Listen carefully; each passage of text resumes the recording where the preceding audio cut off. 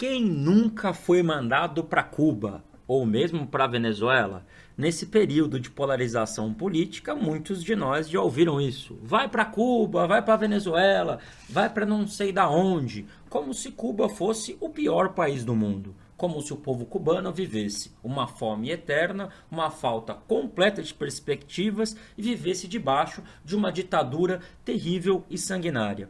Aproveitando o aniversário de 67 anos do assalto ao quartel Moncada, hoje o nosso assunto é Cuba.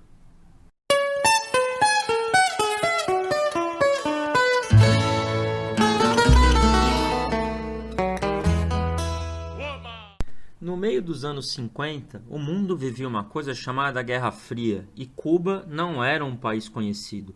Cuba era pouco mais do que um grande produtor de açúcar e uma colônia dos Estados Unidos na prática. Ela era usada como um grande cassino, um grande ponto de férias, com muitos prostíbulos, cercadas por um povo pobre que mal tinha o que comer. Muitos não tinham onde morar, quase todos não tinham terra e muitos não sabiam sequer ler.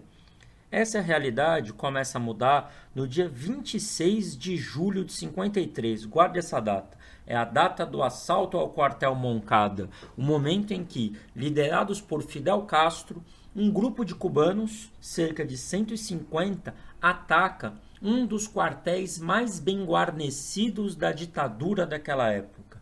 O ataque não dá muito certo, mas a mensagem transborda aquele momento e atinge muitos cubanos que também estavam descontentes com a situação. Fidel Castro, no seu julgamento, ele foi preso, que depois virou livro, inclusive a defesa que ele faz, chamado A História Me Absolverá, ele descreve todo um processo de transformação que acaba acontecendo. Alguns anos depois, Fidel consegue voltar para Cuba a bordo de um barquinho pequeno chamado Granma e vai, através de uma guerra, recebendo cada vez mais apoio do povo cubano, cada vez mais apoio, até que em 59 eles conseguem expulsar os capitalistas de Cuba, expulsar a elite de Cuba e o povo cubano torna-se senhor do seu próprio destino. No meio dos anos 50, na verdade agora já no final, todos os países que expulsaram as elites, todos os países em que o povo se levantou e foi senhor de si, chamavam-se socialistas. E Cuba se transformou uma nação socialista.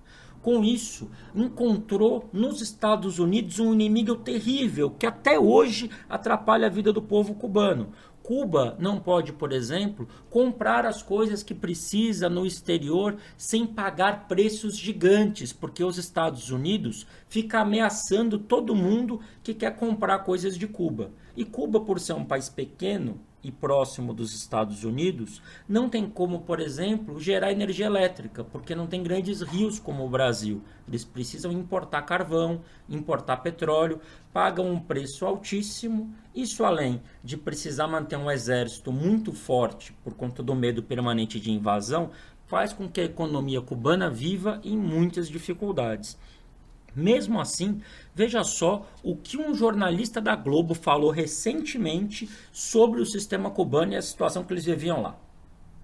Em Cuba só tem três coisas que funcionam: é a segurança, é a educação e exatamente a saúde. Aí você juntou duas, que é o ensino de medicina. É isso que atrai, é barato e funciona. A saúde de Cuba, mesmo sem recursos, continua funcionando.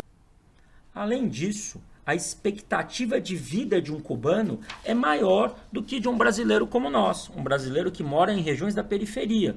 Por exemplo, a média de vida, a expectativa de vida de um cubano é 77 anos. Se você nascer no Grajaú, em São Paulo, sua expectativa média de vida é de 58, no Campo Limpo de 60, Cidade de Tiradentes de 57. O Brasil é um país rico, repleto de pessoas pobres. Cuba não é um país rico, mas o povo cubano consegue sim viver com muita dignidade. Todos os cubanos podem ver os seus filhos se tornarem médicos, se tornarem engenheiros, não vivem com medo de serem assassinados pela polícia, não vivem com medo de se tornar moradores de rua. Através desse dia em que a gente faz a comemoração do assalto ao quartel Moncada, a data que inicia o processo revolucionário cubano, deixo aqui o desejo de que um dia a gente possa ostentar nos nossos aeroportos a frase que o aeroporto de Havana ostenta, uma frase que o Fidel disse: esta noite, milhões de crianças dormirão nas ruas, nenhuma será cubana. MTST, a luta é pra valer.